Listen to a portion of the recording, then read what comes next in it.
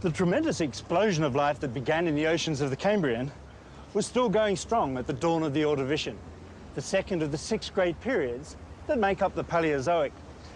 And it was in Ordovician oceans that a second wave of animal experimentation began as well, one that ultimately would lead to the first Australians coming ashore.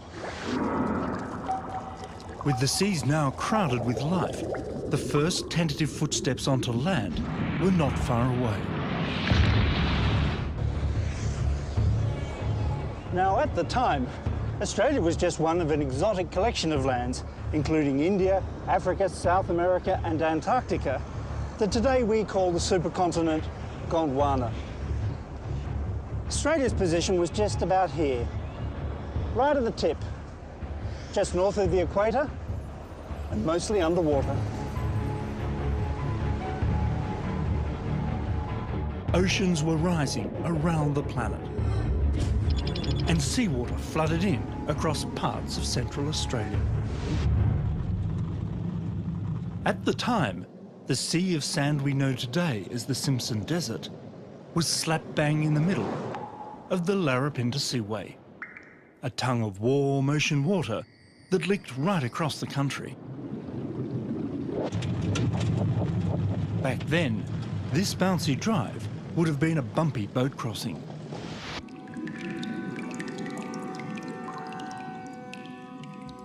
As the rising waters swept in, they carried a rich bloom of plankton, food for some of the earliest fish to swim in the sea. And they swam right here, right above me.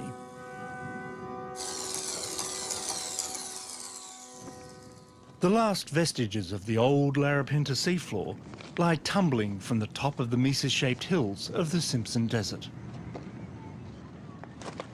Even in the best of seasons like this, the Simpson is a harsh, unforgiving landscape. Now, you probably wouldn't expect to find the world's earliest fish in the dead centre of the driest inhabited continent on the planet today. But it was on the side of this hill in the Simpson Desert where the fossil of Arundaspis lay waiting to be discovered. We only know Arundaspis from the bony head plates and body scales it left behind. Enough to tell that this was a fish with a simple tail and no real fins. Nor did fish like Arundaspis have jaws or even teeth. They probably just slurped in whatever morsels they could find. But don't underestimate the significance of this fish. This was an animal with a backbone. It's one of the first vertebrates, so we can all trace our ancestry back to an animal like this.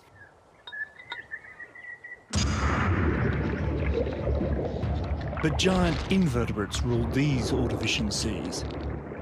And to them, Arundaspis was just a bite-sized snack. While the first fish took to swimming out of danger, their invertebrate foes would soon be flexing their leg muscles in a different way.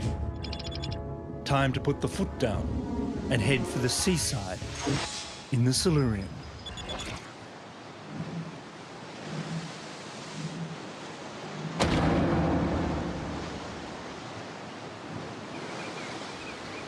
On a remote stretch of the Western Australian coast, the 21st century Indian Ocean eats away at an ancient Silurian shoreline.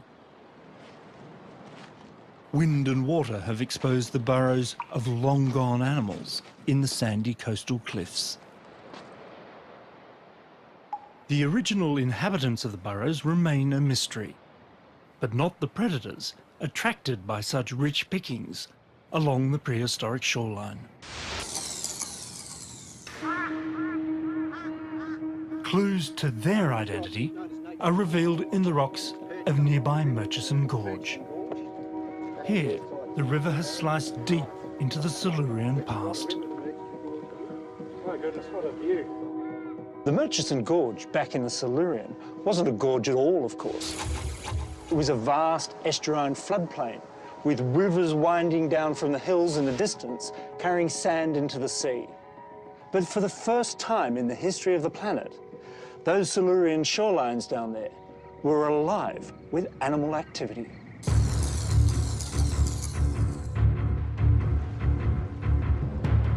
This may not have been a good time to take the kids to the beach. Armies of sea scorpions were massing in the shallows.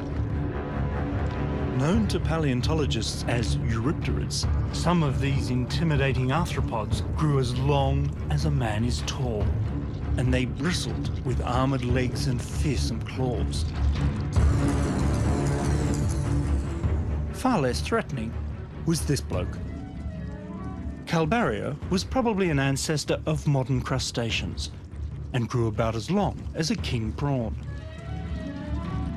Whether in search of food, a safe place to mate, or simply to avoid the nasty neighbours, Calbaria clambered ashore and left clear imprints of its many tiny feet in the rocks.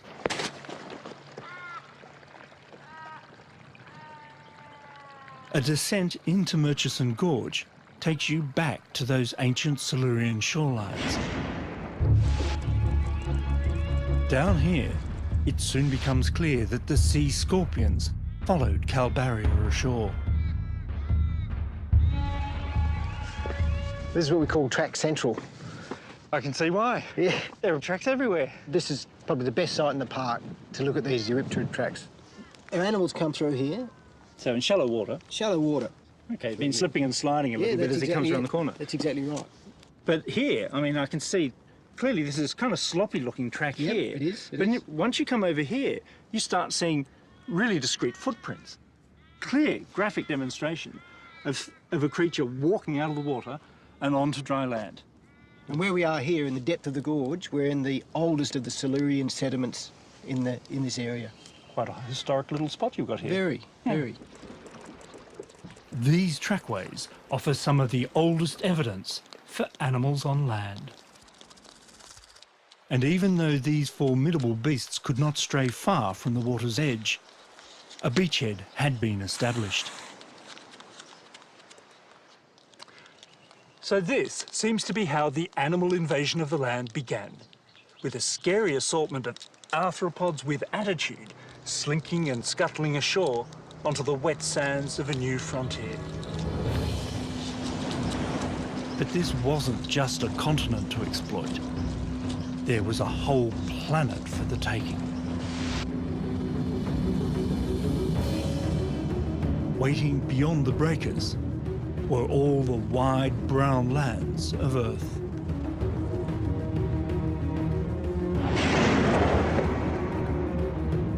Australia, already under animal assault, found itself centre stage for the waves of invasion and conquest that would follow.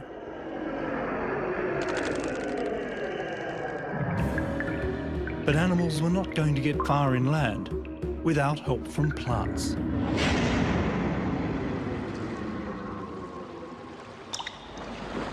They too came out of the sea, first as slime, then as low spreading things that clung to dampness. Seaweeds captured the shoreline, then tiny forests of lichens, liverworts and mosses pioneered the move inland.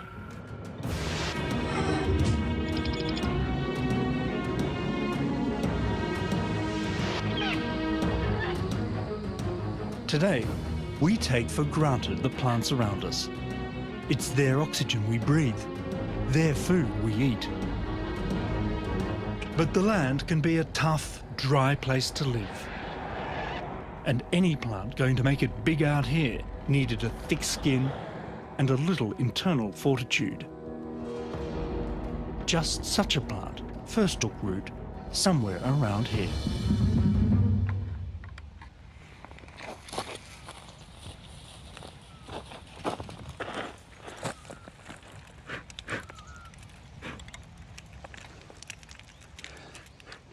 If you thought that this was just another ordinary roadside cutting on a pretty but ordinary country road, Well, of course, you'd be dead wrong. It was here near Yea in Victoria that fossils of some of the world's earliest land plants were found. Indeed, these rocks contain the first signs of the greening of Gondwana. Just amazing. This is ᴅᴏᴄᴜᴜᴜ, possibly the oldest true land plant in the world. Not much to look at, perhaps, but with green leaves and a stem to carry sap internally and to support its weight, the world above water was its oyster. In life, it would have looked much like this.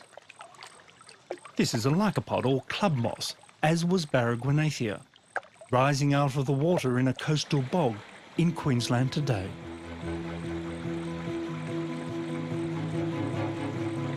These are the direct descendants of the green revolutionaries who changed the face of the planet. If you look closely, you can see many of these Silurian-type plants still clinging on in damp corners around the country.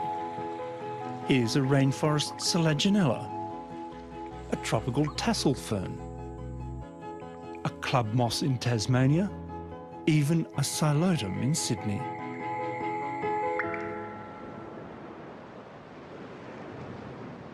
Plant life had by now engineered a solution to the ultraviolet radiation that had been sterilising the Earth's surface. An ozone layer built from excess oxygen.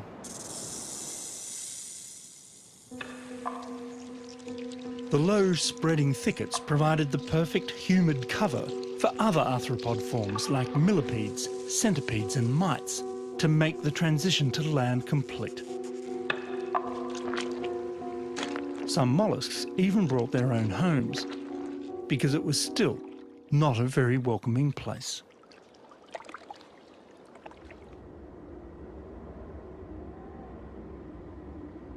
While life was exploring the fringes, most of the Gondwanan supercontinent was dry, probably still quite bare, and almost certainly windy. The Larapinta Seaway had receded, leaving much of what is now Central Australia resembling the Sahara Desert.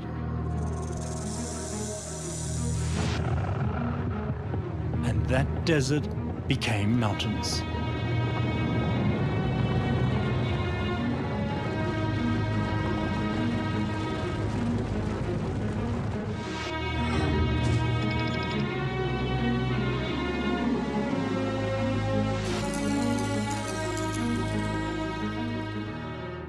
Titanic tectonic forces operating over a span of 150 million years buckled the Earth and pushed great folds of rock into the air.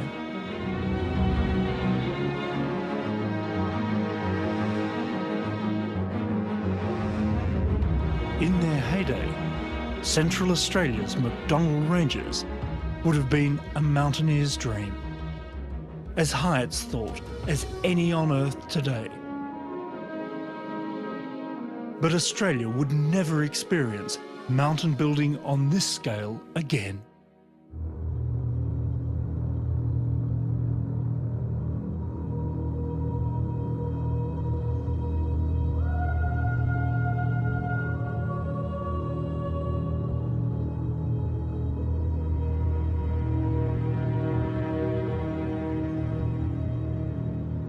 After a near eternity of erosion, the diminished remnants of the McDonnell Ranges still run in long, jagged wrinkles across the heart of Australia.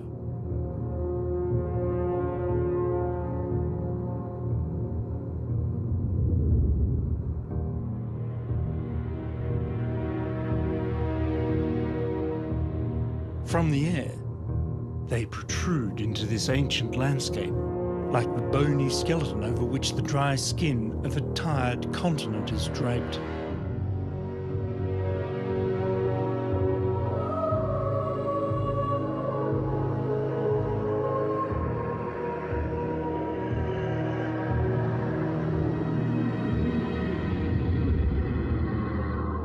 All other continents boast mighty mountain ranges. The Rockies, the Alps, the Andes, the Himalayas. But they're all relative newcomers, and mostly still growing.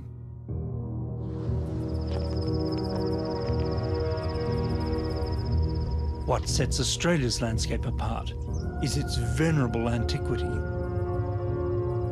and its great flatness. Australia is actually quite remarkably flat, and when you look at it from space, it's not just flat, but it's apparently saucer-shaped.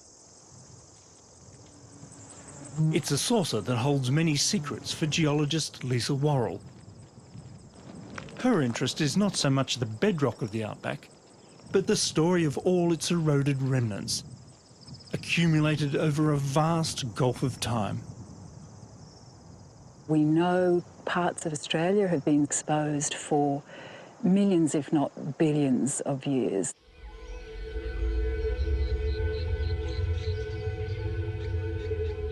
We're partway through an ongoing geological story. The rivers that in Australia mostly drain inland are actually losing or have lost the ability to carry sediments out and down into the seas. So inland Australia is filling up with sediments.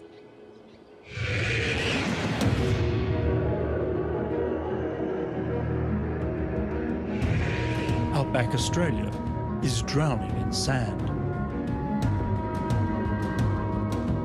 Head towards the coast in any direction from the red centre, and you cross oceans of these old, weathered sediments. It's the sort of landscape you should expect from the flattest continent on the globe. Travelling northwest, it's 700 miles before you reach the next significant patch of high rocky ground. The Kimberley.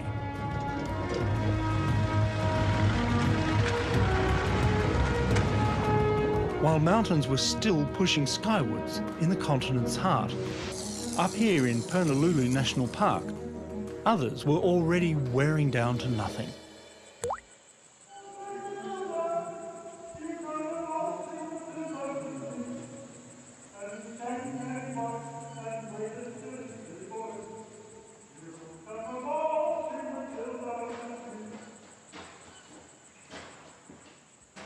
Epic tales of erosion and recycling lie behind most geological features in the Australian landscape.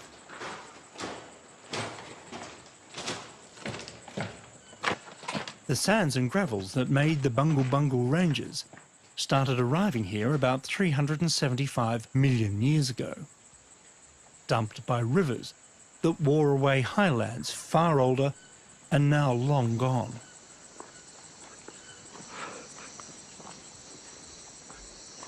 This landscape was already second-hand, long before the rocks began eroding away into the famous striped beehive domes we see today.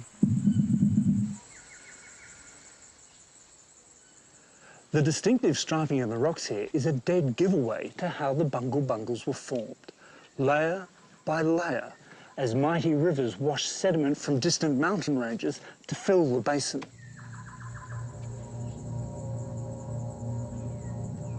This unfolding landscape is a two-tone testament to change, left as a parting gift by rivers that ran down into a Devonian tropical sea.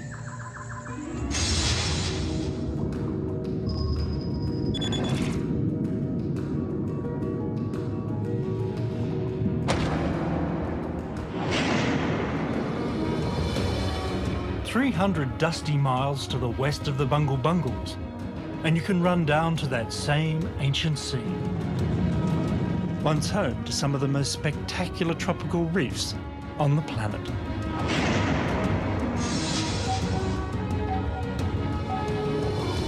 Surprisingly, you can still visit these reefs today.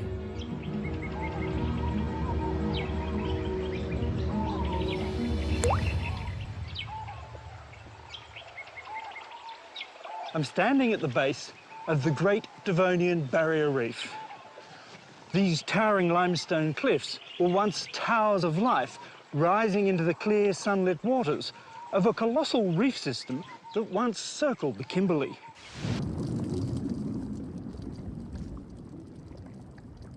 In both size and significance, the Devonian Reef rivalled modern Australia's Great Barrier Reef.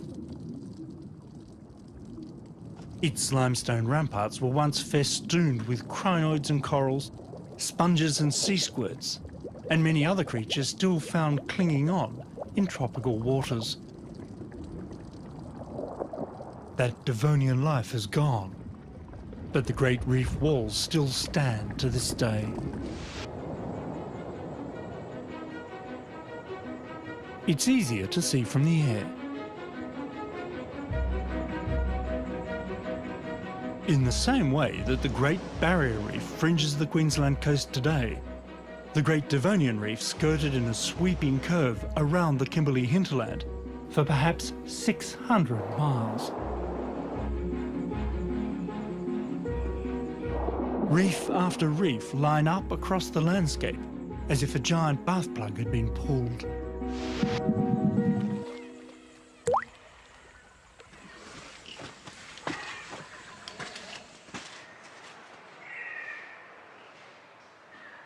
At Tunnel Creek, one such stream has carved its way right through the Devonian limestone range.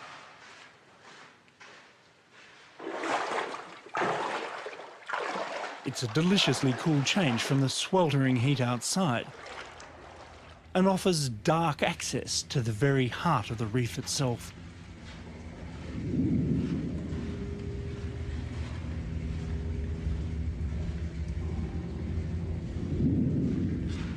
A whole suite of reef-building organisms built this Great Devonian Reef above me. You can see a lot of their ghostly remains in the rock still. Sponges, stromatolites, corals, strange extinct things called stromatoporoids. But the real stars of the show here weren't the things that made the reef, but the things that swam around outside it. Things with fins, because this was the great age of the fishes.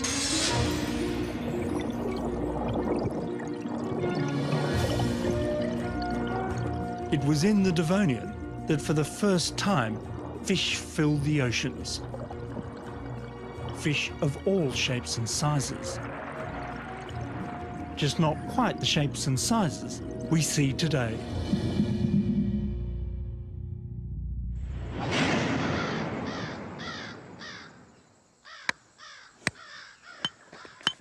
Like the reefs themselves, the fish of the Devonian northwest are amazingly well preserved.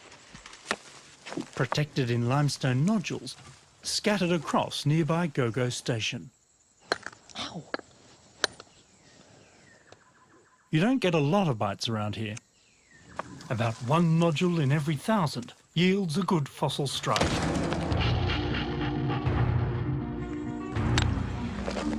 But whenever you catch a Gogo fish, it's always something special. Oh, wow. That's a lot of bone. That's all bone there. That's some very large plates. So what do you think that is, Kevin? It's clearly a large placoderm, probably a big arthrodire.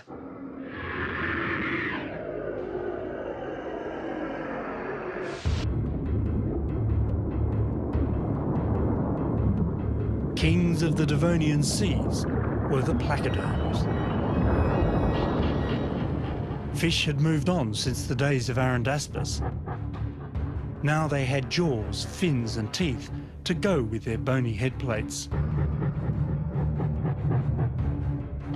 The front part of the body was covered in these bony plates.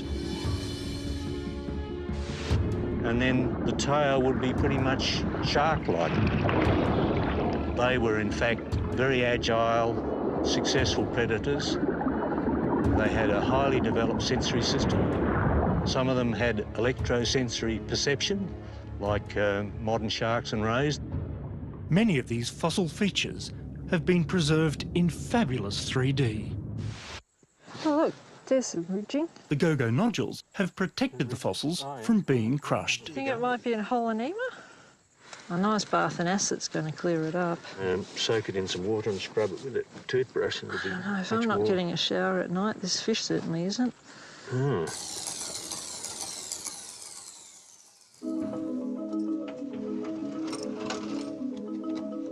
It's only once the limestone nodule is dissolved away in acid in the lab that the fossilised fish within come back to life in astonishing detail.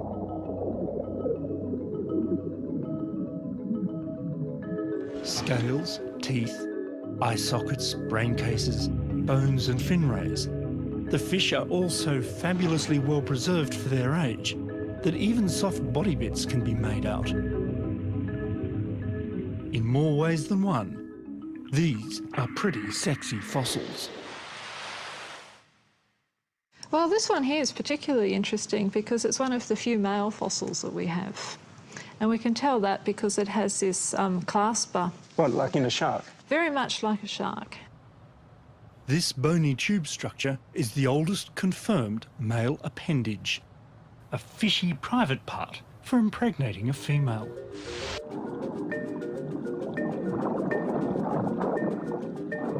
The Devonian was an important time for vertebrate life, with many biological experiments underway, including the all-important vertebrate sex.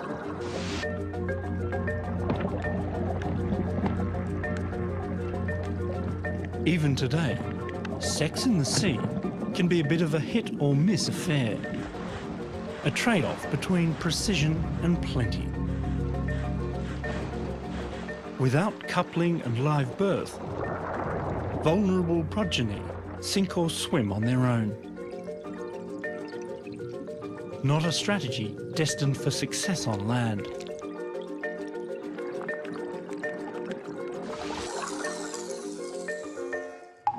This is a portrait of the world's oldest preserved mother with child, and we have the fossil to prove it.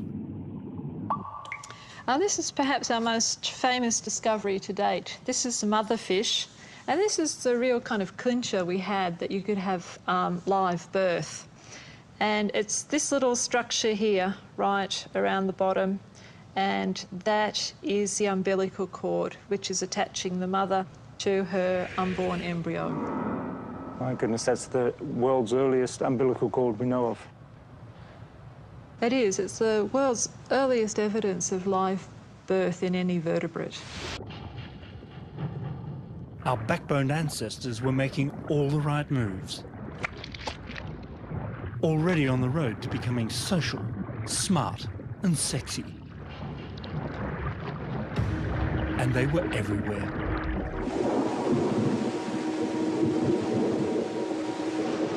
As rain fell on Australia's newly constructed east, rivers ran back down towards the sea, filling the freshwater lakes and backwaters of the new coastal landscape.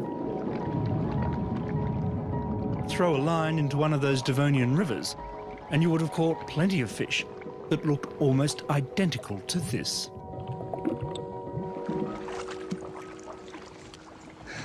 Whoa, hi, big guy. Well, look at you. Aren't you something special? Now, this is something truly special, a living link to our fossil past. It's the Queensland lungfish, ᴅrᴅᴏᴜᴜᴜᴜ fosteri, and I'm trying to hold him, I hope. Now, he is the most primitive of the handful of lungfish that still swim on planet Earth. Think about it for a moment. These guys were already ancient history, 100 million years before the first dinosaurs walked the Earth. And if you're worried about that fish out of water thing, these guys are called lungfish for a reason. They're built for it. There you go, matey. Off you go. Thank you.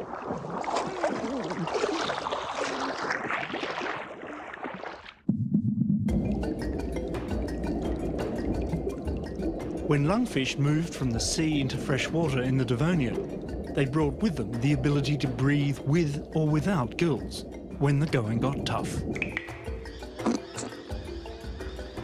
It's a skill that still stands these remarkable living fossils in good stead. They live on in just a few river systems in southeast Queensland. And when oxygen levels fall, they can switch to gulping air from the surface. It's a strategy that has doubtless allowed them to struggle through more than one Australian drought.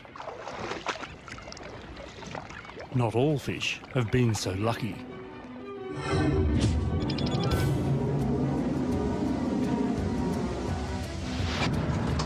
As far as we can tell, drought is a problem that has plagued the country for at least 360 million years.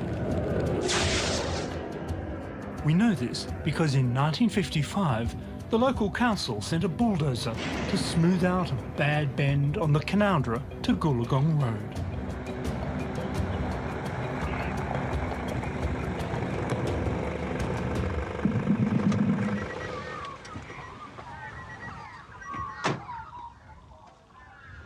Well, the bad bend in the ᴏrᴅᴏᴜᴜ to ᴅᴏᴏᴜᴜ Road is still here. And you wouldn't know it to look at it, but I've just parked right on top of one of the most spectacular Devonian freshwater fish sites in the world. The roadworks inadvertently lifted the lid on Australia's oldest known outback waterhole. When a paleontological team returned to open the site, Fred, can you just turn it around so we can get a light on it? thousands of fish tumbled out. They were lying on the slabs just as they had been the day they all died together when their waterhole dried up. Like their saltwater go-go cousins, many were armour-plated placoderms.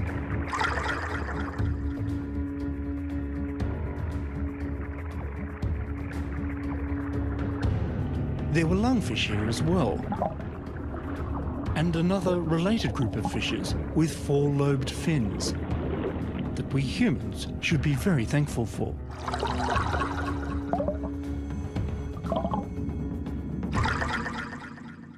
Of the 4,000 or more fish uncovered on these Canandra slabs, this one is special. It's been given the name Canandra grossi, after the town, of course, but its real claim to fame are the features that it shares with those fish-like animals that were leaving the water behind. A single pair of external nostrils suggests it too could breathe with both lungs and gills. And it was one of the lobe-finned fish, a group with four limb-like fins with a bony internal structure we can recognise in our own arms and legs.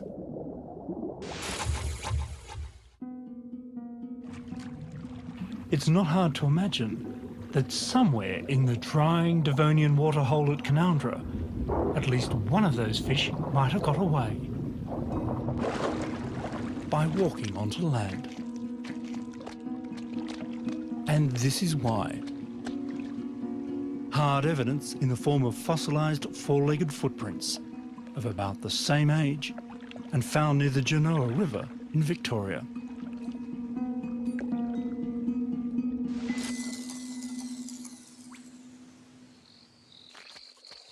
It was a different Genoa River, but these early fish-like tetrapods, about 3 feet long, were among the first animals on Earth to feel the sand between their toes. It's not hard to see how the evolution of walking limbs might have come about. Many Australian fish species today are still testing out ways of getting about without swimming.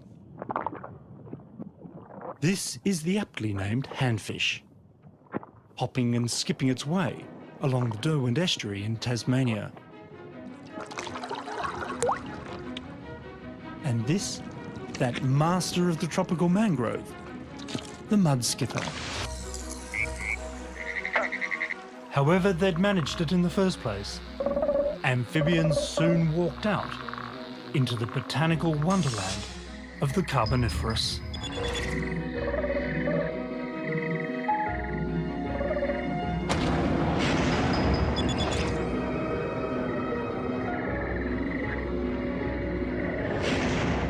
The Carboniferous saw all sorts of new plants putting down roots and pumping out oxygen at levels the planet had never seen before.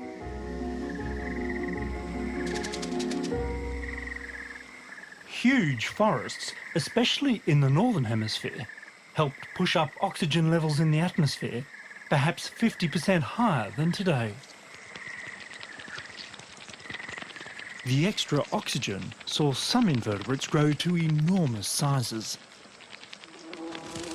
It allowed millipedes the size of snakes to scuttle across the land, and insects as large as seagulls to take to the air.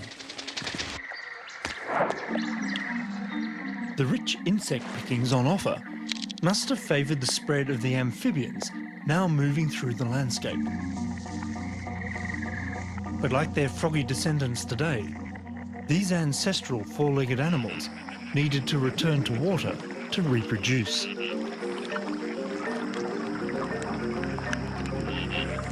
Sometime in the Carboniferous, the first reptiles overcame this limitation. Wrapping their eggs in a membrane blanket with a hard outer shell, reptiles could take a watery egg with them on their travels. It was a solution so successful that it allowed the many contemporary lizards of Oz to still claim the arid Australian outback as their own.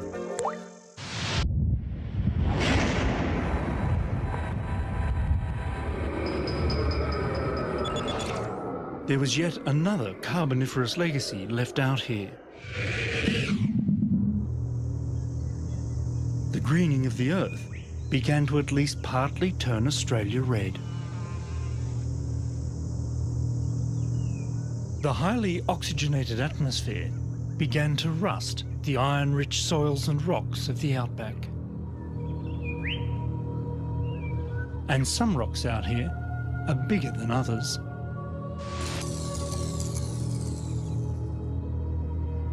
It's very impressive. It's a fabulous monolith, isn't it? It's justly famous for being the largest bit of rock, lump of rock in the world. Yeah, and it's just gorgeous. And it's very red. The colour of weathered iron minerals, like hematite. Many of the rocks of Australia are rusted. We know that we had oxidising rocks back to around the Permo-Carboniferous. That coloration of the landscape is in fact very old and very persistent.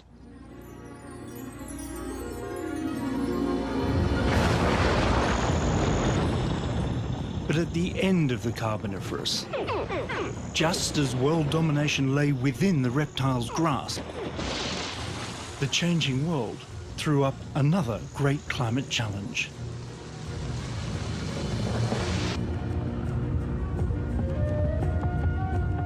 The drift of Gondwana saw Australia heading south and getting colder. It was more than just the location. The Earth had slipped into another ice age, and Australia was covered in more ice than it would ever see again.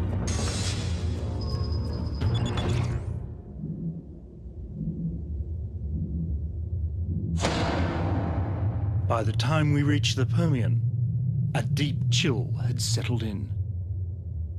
Ice carved its calling card on the country. Nowhere more clearly than the ᴅrᴅ Peninsula in South Australia.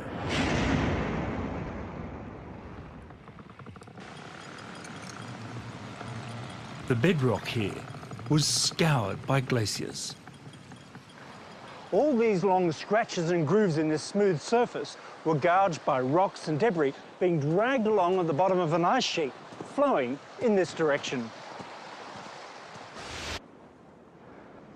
What these rocks are telling us is that clearly, if you look to the south of Australia back in the Permian, you wouldn't have seen the open ocean we see today. If you look back that way, you would have seen the mountains of Antarctica.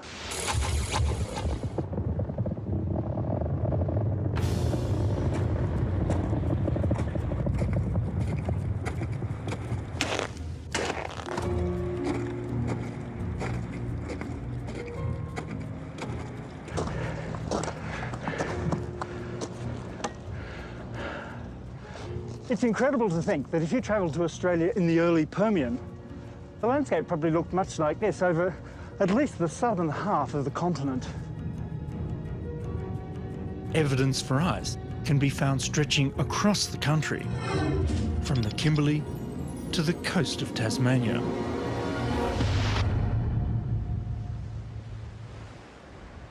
But this cold landscape was not frozen solid like Antarctica. It was seasonally cold, more like a northern Alaska or Canada.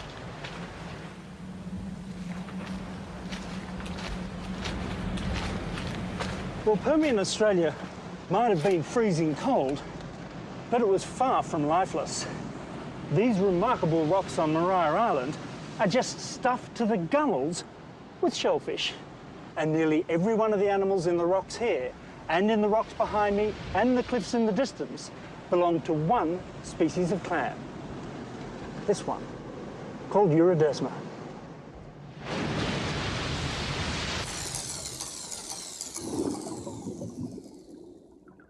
What Australia's Permian Ocean lacked in diversity, it made up for with abundance.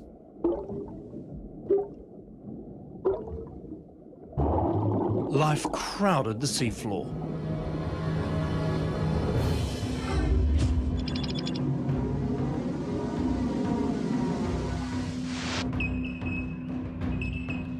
It was the same story on land.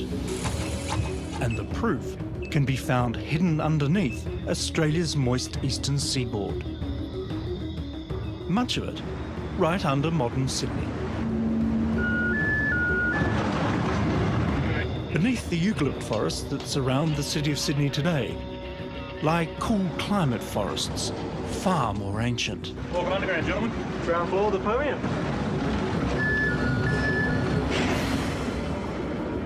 I'm heading half a mile down into a coal mine at Helensburgh on Sydney's southern outskirts.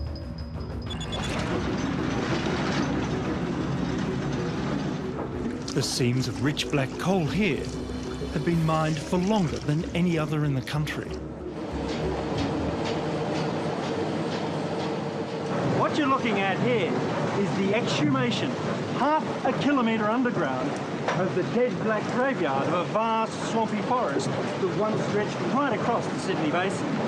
It's hard, messy, noisy work, but there's treasure in this coal, the raw energy of fossilised sunlight.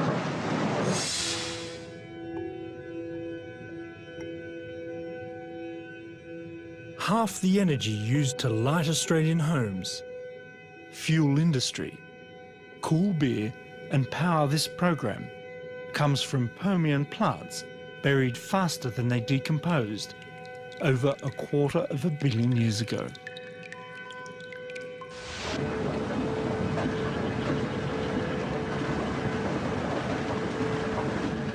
When scientists looked closely at these coal seams, they found something not seen in the Australian forest growing so far above me today. The fossil leaves they encountered were found in alternating, repeated layers. Every autumn, it seems, these now blackened Permian coal forests were once a riot of colour.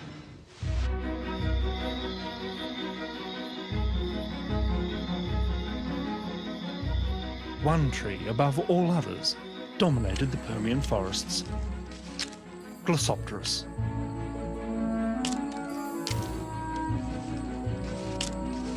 Glossopteris had solved another part of the problem of reproducing on dry land by encasing its embryo in a protective seedy shell. So successfully, it turns out, that fossilised Glossopteris leaves are the botanical signature of all Gondwanan lands.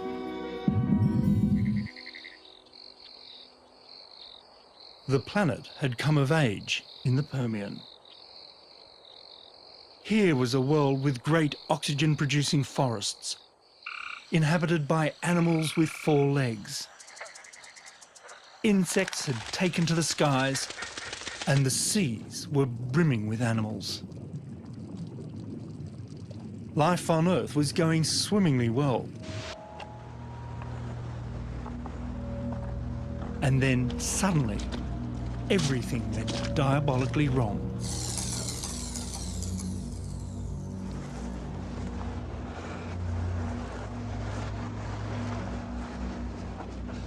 Well, the Permian came to a sudden and very sticky end right here at the greatest extinction boundary in the planet's history.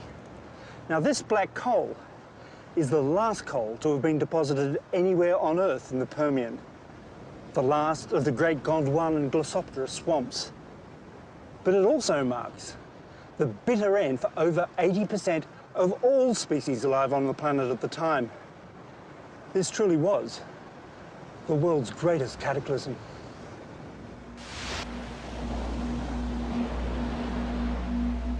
This figure is conservative.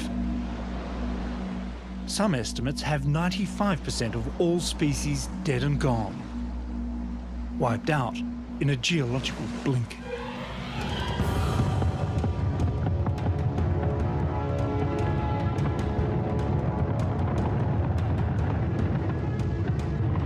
The trigger, it seems, did not come from outer space, but from underground.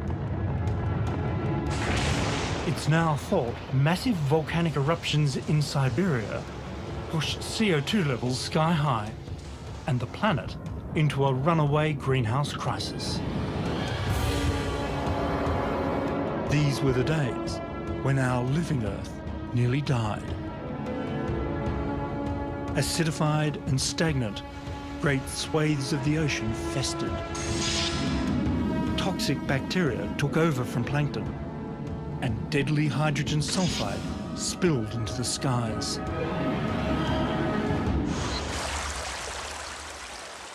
But with change, even of the calamitous kind, comes opportunity. And the Earth would soon echo to the thunder of giants.